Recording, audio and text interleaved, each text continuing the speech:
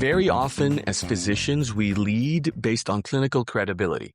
We lead based on interpersonal trust and the energy that we bring to the table. But the moment you're accountable on a big budget, organizational budget, on a strategic plan, on regulatory audits, or even board presentations, the gap becomes very, very visible quickly. At that point, everybody practically at the table has that credibility and trust. That's when you have to shine with your understanding, with your ability to strategize and move forward. And if you fall short, that's when you as that executive are automatically impacted. And so how should an aspiring physician executive in that system achieve that time and that exposure and that on-the-job training, if you will, that's not in every textbook? I think once you step into a physician executive role and you are part of the C-suite, you are part of the big bosses in a sense, that's a point where I personally think that every physician stepping into that role needs to do some introspection and needs to analyze oneself. That's why many institutions, the minute they put someone in a C-suite role or an administrative role, an executive administrative role such as that, they automatically align them with a coach.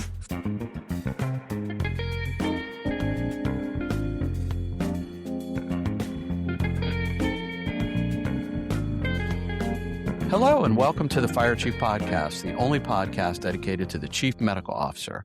I'm your host, Lee Scheinbart, and along with a fabulous team at the CMO Group, we bring you the most crucial conversations in healthcare and physician leadership.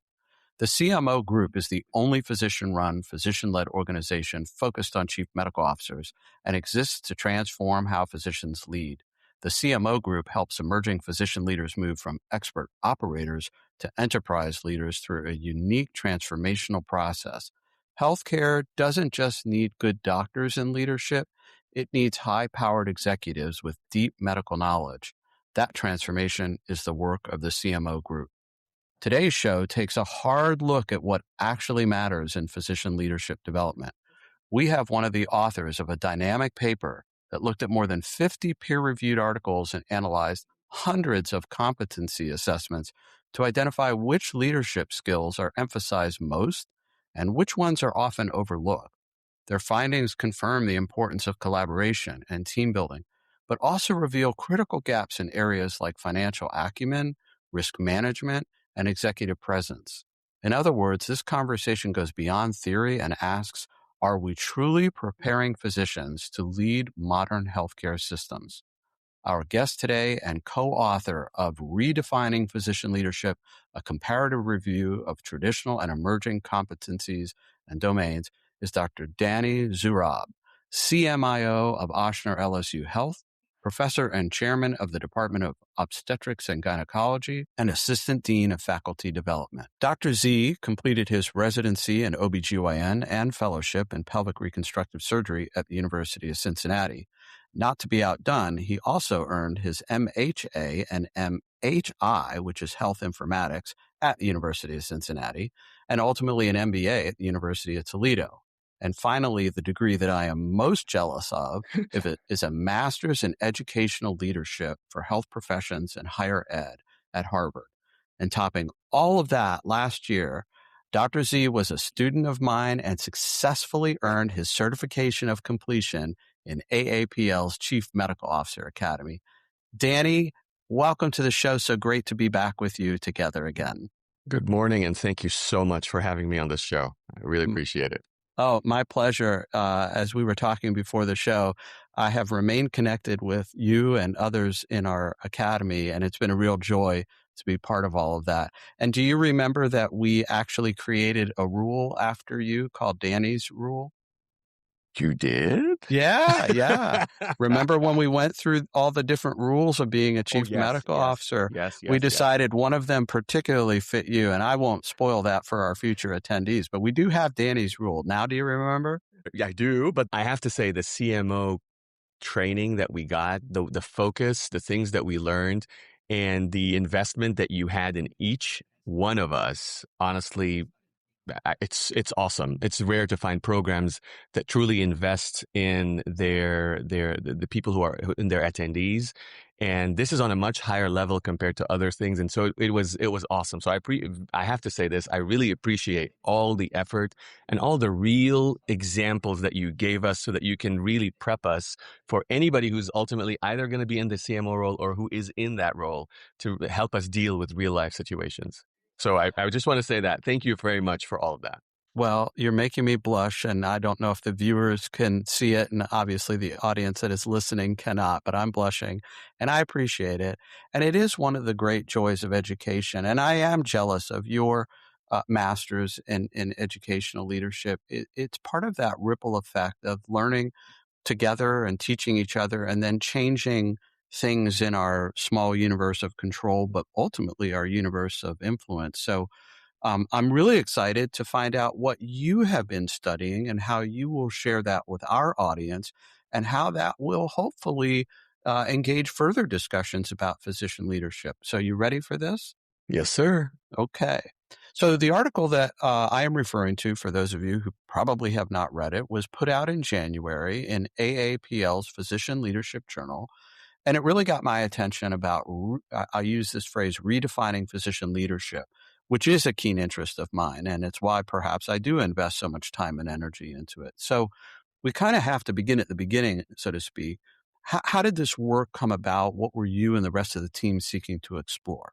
So this work really grew out of the frustration that many of us in academic medicine share, which is we talk a lot about physician leadership. We have frameworks, we have competency models, but we rarely step back and say, okay, what does the literature show, or what does it emphasize? And what is it missing? Are those people stepping into those leadership roles really ready for that role? That's what we were really trying to do. We were trying to clarify, but in a structured review. So we tried to figure out, like, what physician leadership competencies are actually emphasized in the literature and what is consistently underemphasized. And then we tried to compare, like, we even put an empiric competency score that we tried to follow. And we intentionally used the AAPL framework that was set up many years ago, so that we have something that is robust to follow. But we went a little bit further because, the framework was set up years ago, and we tried to look for, are there new competencies? Are there new things that current physicians need to focus on? So that was the impetus for starting this. And I had two great colleagues who I worked with, Dr. Dewan and Dr. Slonim, and I have to say a shout out to Ms. Collins, who helped get us all together. This work honestly was awesome, in my opinion, for me, at least as a person. I agree with everything you said, and it is a moving target as healthcare is constantly evolving. Then role, responsibility, scope, all of that evolves, and therefore competencies may shift, right? What we had to know 20 years ago around medical affairs and bylaws has certainly remained important, but a whole lot of other important nuances have bubbled up, and I think you're spot on. Tell the listeners a little bit about this competency framework that AAPL set up. Is this a self-assessment that people were filling out in the past? Is that what you were referring to?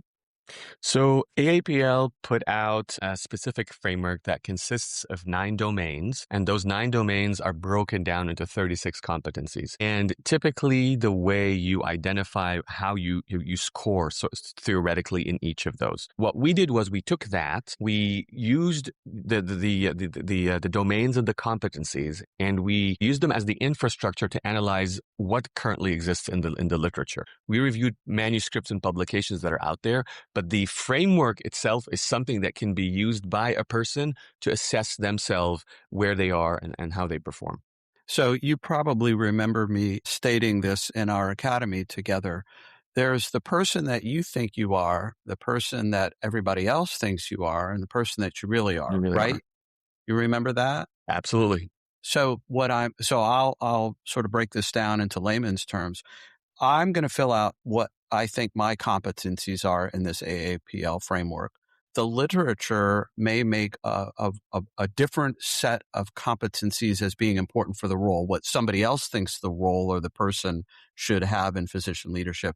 And then you're trying to identify that gap. Really, how should we be that person where I elevate what I'm not doing well and reaching for what other people are suggesting I do? Does that make any sense?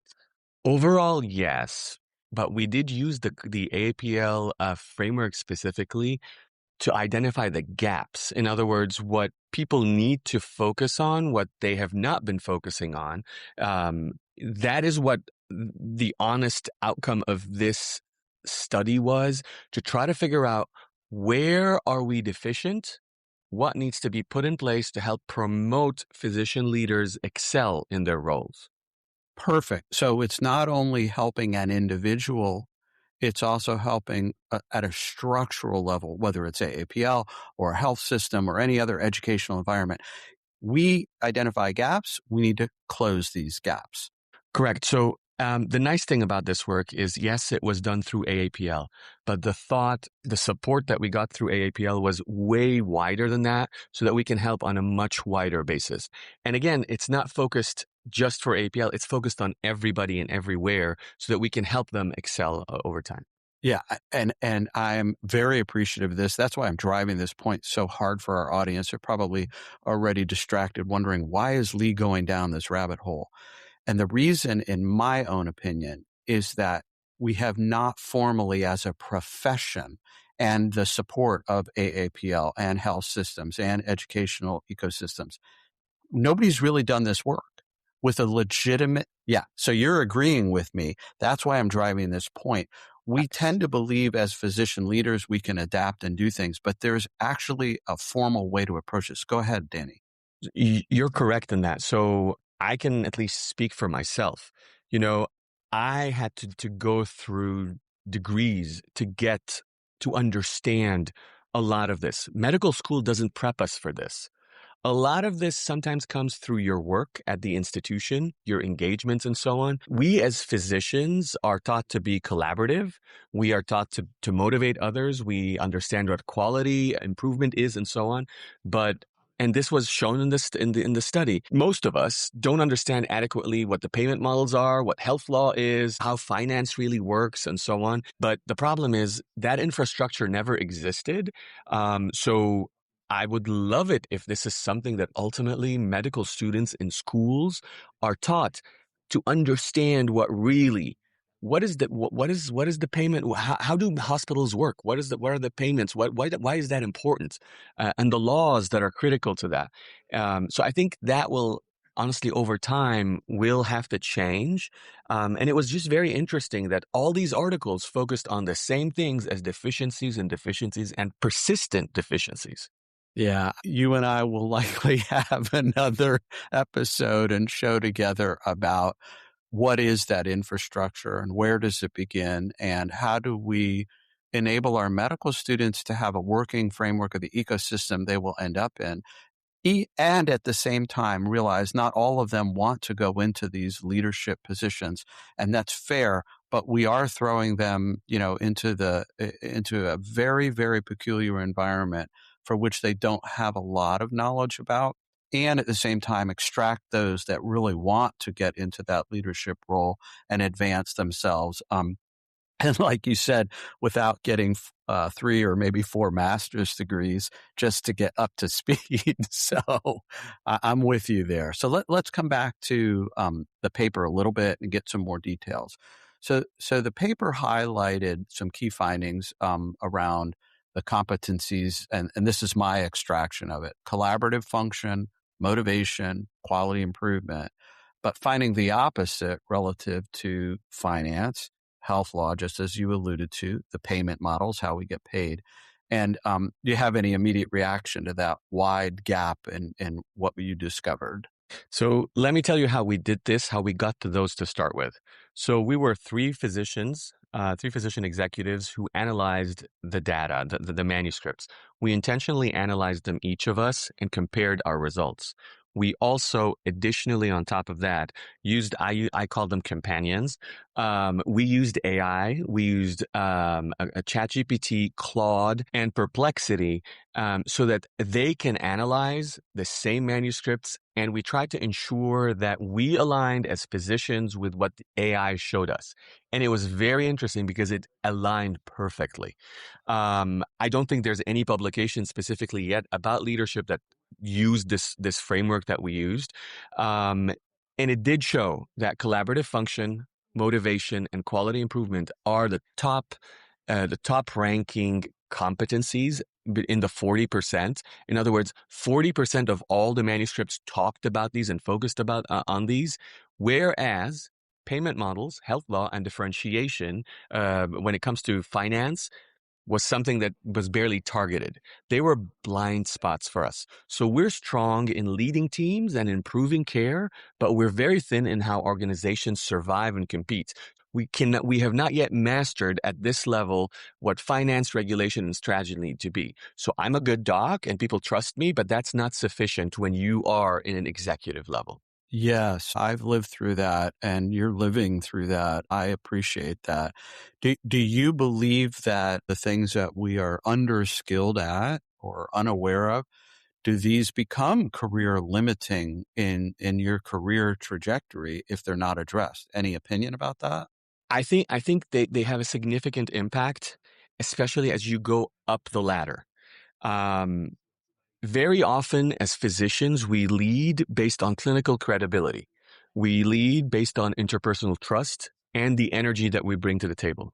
But the moment you're accountable on a big budget, like big budget, organizational budget, on a strategic plan, on regulatory audits, or even board presentations, the gap becomes very, very visible quickly.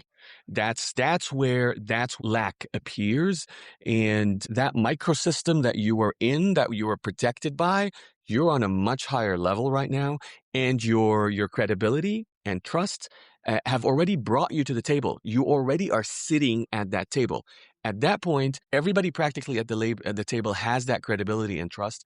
That's when you have to shine with your understanding, with your ability to strategize and move forward. And if you fall short, that's when you, as that executive, are automatically impacted. Great answer and very, very simplified for our listeners. But that also begs the next question. And Marshall Goldsmith wrote the book on this topic generically. What got you here won't get you there. So we'll bring you into the room. We'll put you at the table. You have all of the right attributes and competencies to get there, but you need to develop more to continue to elevate both yourself and the organization. So the challenge, and this is sort of a vague question, is a lot of this requires time and exposure, not just advanced degrees. And so how should a health system or an aspiring physician executive in that system, how do they achieve that time and that exposure and that on-the-job training, if you will, that's not in every textbook? I think once you step into a physician executive role and you are part of the C-suite, you are part of the big bosses in a sense, that's a point where I personally think that every physician stepping into that role needs to do some introspection and needs to analyze oneself.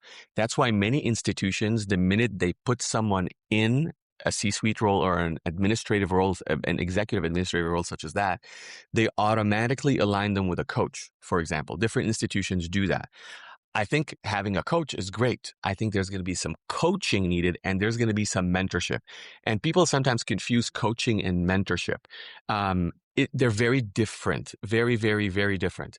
When I say coursework, I'll use myself as an example. Let's say I'm stepping into the chair role. I assumed this role nearly 4 years ago. I had my MBA. I did the coursework. I understood back then what the payment models are, what finances are, and so on. So someone coming into this role, if they're applying for such a role, ideally be prepared to understand and know how the data, when it comes to finances and how it needs to be managed. You need to understand regulatory frameworks, especially that you're going to be dealing with the government and with other insurance companies and so on. You have to understand not to break the laws. Now, that is coursework. That is part of the trifecta that's needed to help someone ultimately be successful in an executive role. The coursework provides structured, fundamental material with a shared vocabulary that as leaders, they understand what those are. But then there's something else that comes to the table. You're sitting at that table with all the other executives. There are sometimes behavioral and influence gaps that some people don't understand or don't realize. Any system you're going to join to be successful, you need to understand it. Most of us, like I'm a urogynecologist, I'm very OBGYN focused. My engagement, and I can tell you a lot of my colleagues, are focused only on the department.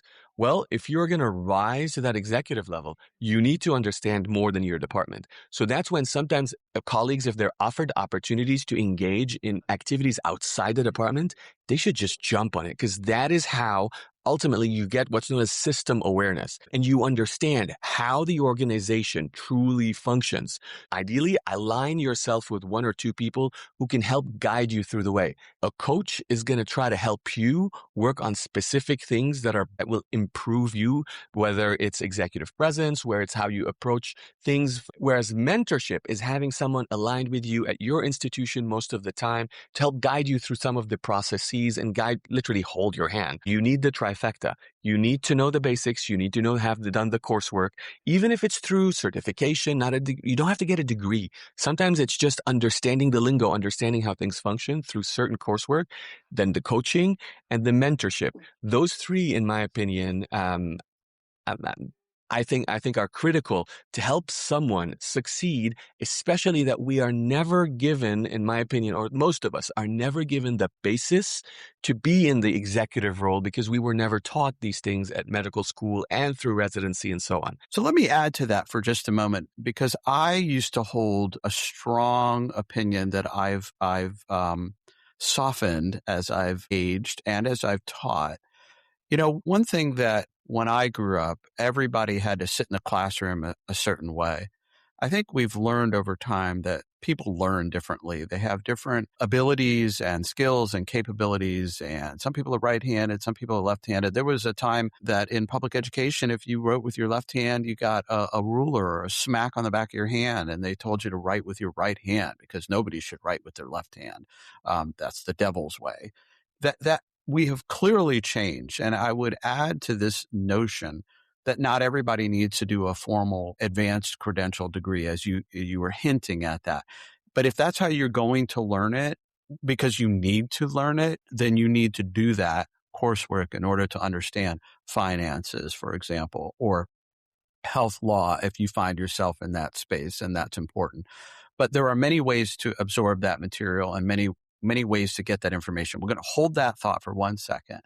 The other thought that I would share is that if you are in an organization that is seeking to advance you from a medical director level role into a chief role, CMO, Chief Quality Officer, if they are not offering you either the resources in terms of time or money or personnel for coaching, look twice at that opportunity, or at least try to get that written into your opportunity. I think it's an organizational mistake to take physicians of at least our generation and assume they can do the role without giving them that coach. And it's up to the individual to find the right mentor along the way. I don't think you can assign a mentor. That's a unique relationship. But would you agree that if you are given an opportunity to go up the ladder, that coaching really ought to be embedded in one way, shape, or form? I 100% agree with that. So currently, in my role of Assistant Dean of Faculty Development, we deal with bringing on new chairs to departments. And some of them have not been in that role before. So we're blessed at our institution that chairs, typically when they join, they're offered the opportunity to go to specific coursework. Typically it's 2 weeks actually.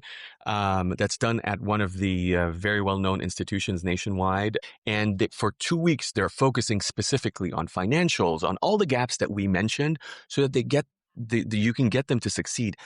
if you're plugging someone into a role, you want their best, you want them to succeed, you want them to shine. And so if someone is going into an executive role, I would definitely, and I go through negotiations a lot with my faculty as well as with other faculty when they're going through their contracts. If you're going into an executive role, you need to have coaching. That should be an expectation. You should ask for, in my opinion, minimum 3 to 6 months of coaching. And most of the time, that will help you shine. So you need that. Um, you got to this position, but you need to excel in your role. So the coaching is going to be critical. Now, using specific frameworks to build the foundation. When was back in Ohio, I was at one of the institutions that put a lot of their star physicians who they ultimately wanted them plugged into executive roles through a CPE coursework. Like they went through the AAPL CPE coursework specifically, and it was paid by the institution. Institutions that give you the infrastructure, give you the support, give you the potential for growth are the ones that you really need to consider. If they don't discuss it with you during an interview, maybe during negotiation, that is something that you might want to stress. And again, as an executive, you want to have the trifecta. You want to already have done your coursework, your all understanding of the system, but ask for coaching and figure out if you can get a mentor. Those are things will help you excel. I like it, and I like the easy to remember trifecta of getting there. Are there things that you encountered with the research and with your colleagues where perhaps there are certain competencies that need to be de-emphasized, that we seem to be worrying too much or spending too much time on? Any comments about that? I would stress less certain competencies such as teamwork, communication, and QI because we do them on a regular basis. These are foundational. That's the key thing about them. But I would invest slightly in other competencies. I would focus on the curriculum that's going to be developed so that physicians can understand the economics and understand the legal literacy, the risk management, and strategy. Strategy is never taught. So those are things that I would emphasize.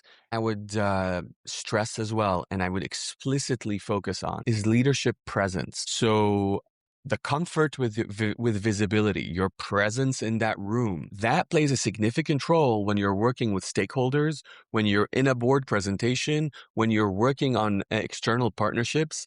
The leadership, the executive presence is critical. We need to rebalance towards business fluency, business risk competency, and leadership. Those are things I think that we need to adjust and elevate compared to everything else. I'm really curious if you'll dive in one layer deeper about executive presence, because you've mentioned it earlier in the podcast.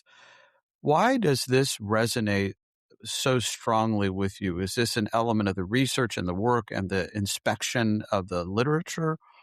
Or is there something else that you have observed relative to, look, I mean, you walk into an OR, I think and I've never been in the OR with you. I imagine you carry gravitas and presence and people are ready and you call your time out and things go exceptionally well, as well as they could ever hope to go. But why is that not translatable, so to speak, into a meeting room, a boardroom, a town hall? What is going on with that? These are very different environments. Where you're in the OR, you're the surgeon, you're focusing on the patient, you're focusing on a technique, you're working with learners. I work with residents, I work with medical students. That's who you're focusing on. You automatically earn your position by just being the surgeon running the OR. I personally think that we run it as teams, honestly. You have the nursing team, you have the physician team, and you have the anesthesia team working together to help come out, make sure that the patient gets the best outcomes. That's how I see it. When you walk into a boardroom, you're another person in that room. Again, you've already earned getting into that room. You've earned that. It's being in that room, understanding the lingo, and expressing yourself adequately, controlling the emotions sometimes that may arise. Those are some of the things that can make or break an executive, especially when they are meeting with other very high ranking colleagues who have been doing this for years. Things as such are things that we need to be very cautious about when we are in that boardroom. The other thing is the verbiage that you're going to be using.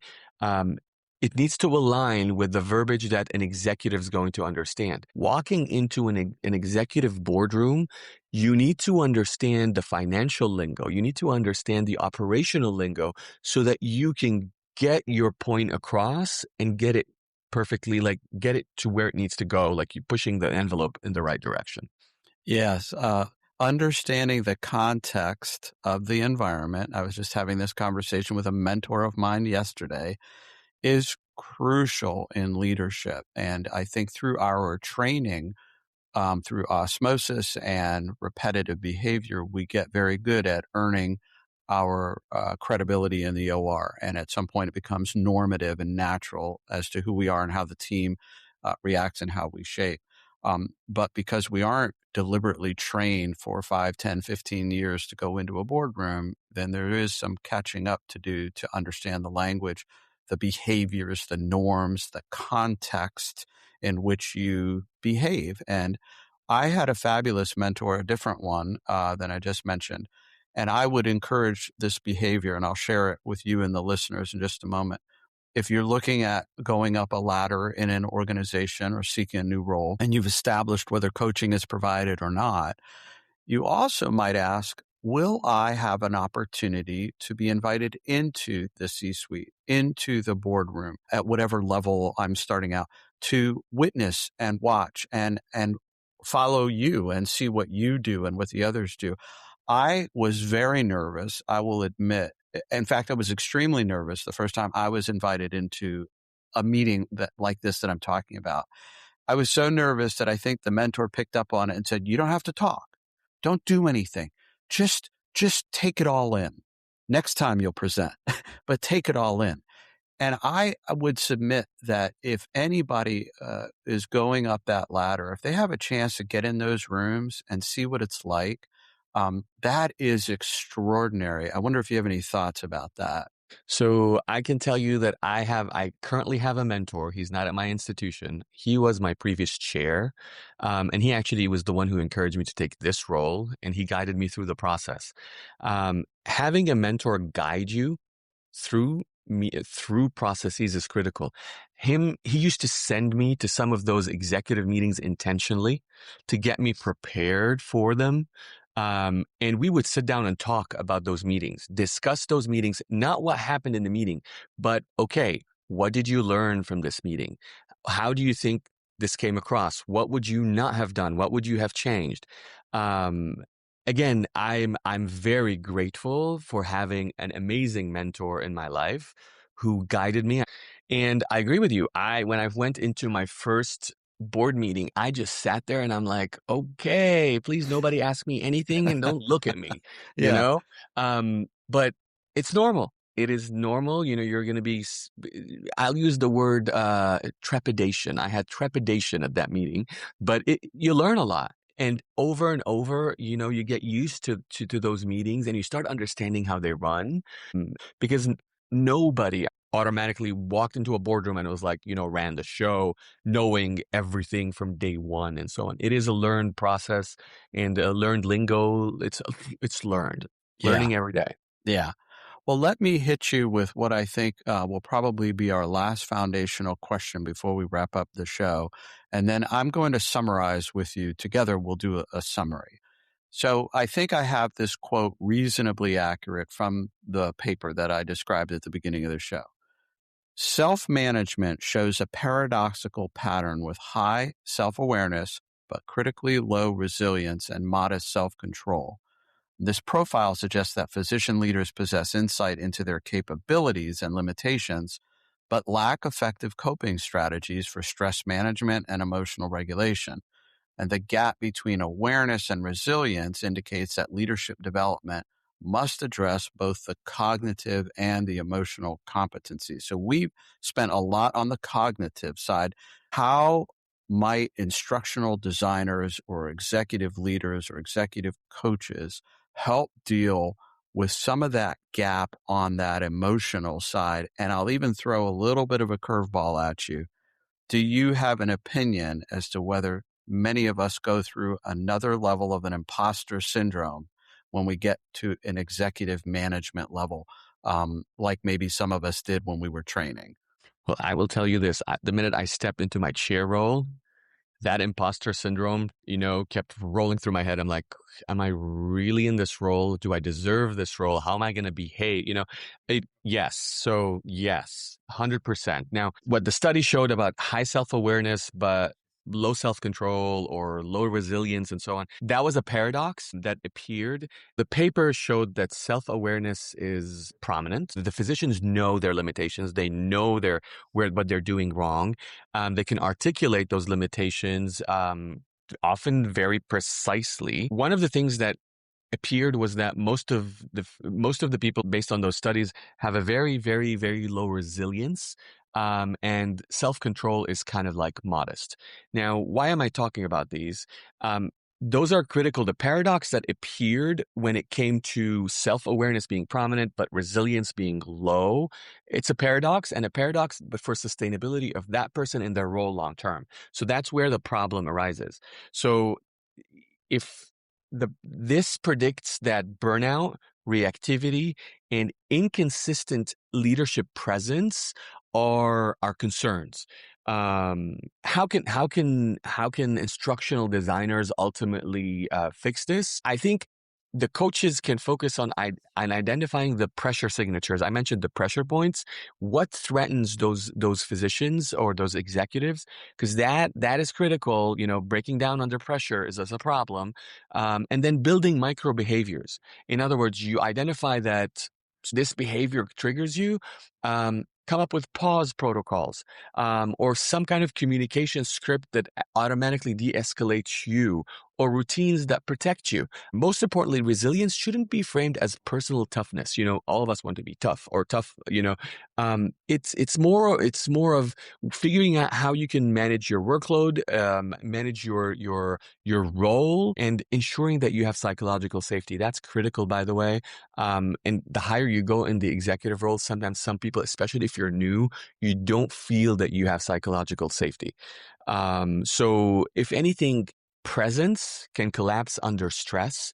So resilience training is indirectly presence training. If you're able to work on that, that's going to be critical. So the paradox that appeared in our study, again, is about sustainability of that executive in their role. So trying to work on, we know that we are aware of our problems, but how do we develop the resilience? How do we develop those aspects which we're kind of like weak in, is going to be critical for longevity in the role that executive is assuming.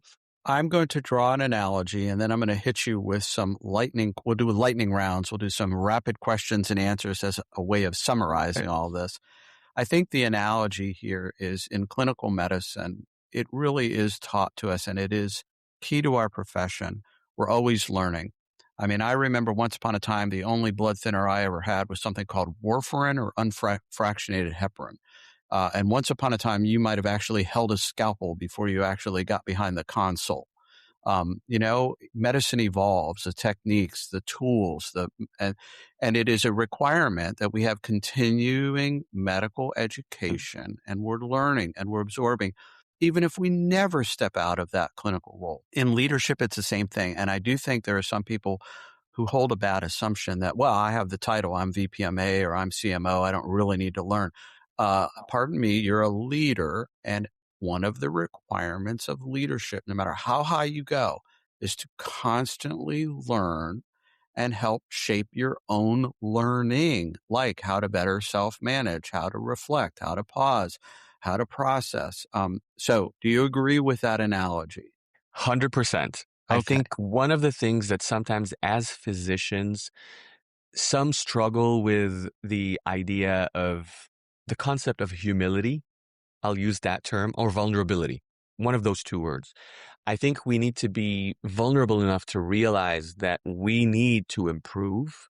We need to learn. We need to stay up to date on things.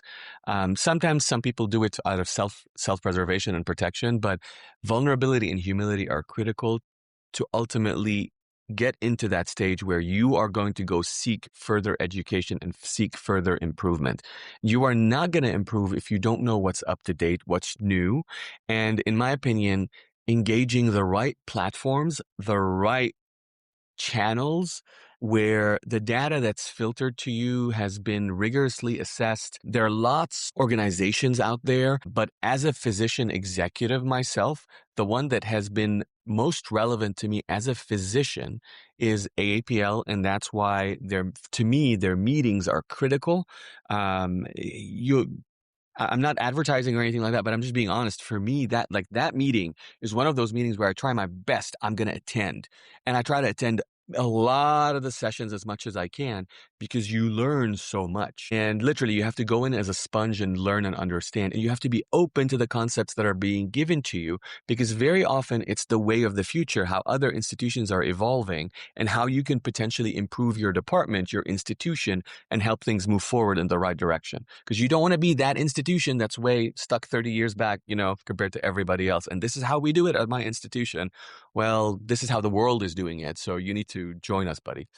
Agreed. Okay, so here's a couple of lightning questions. Make sure we got this right. We have a trifecta that we've established both in the paper that you wrote and in the statements that you made. And the trifecta consists of your coursework, getting those fundamentals and getting that language and getting that knowledge, coaching, and mentorship. Yes or no, I got it right. Correct. Okay. Next question.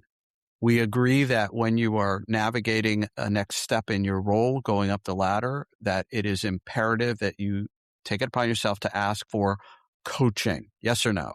Correct. And similarly, with or without a specific mentor, you do want to also ask, how do you advise me or how will you help me manage my headspace?